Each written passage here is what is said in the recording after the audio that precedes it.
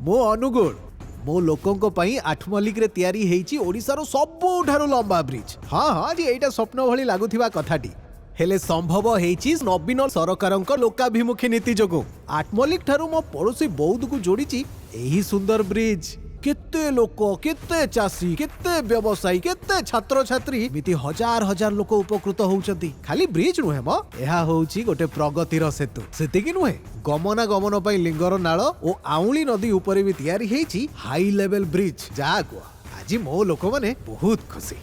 खाली ब्रिज नुहे राज्य सरकार 3टी बड़ उठा जलसेचन प्रकल्प भी करिसंती।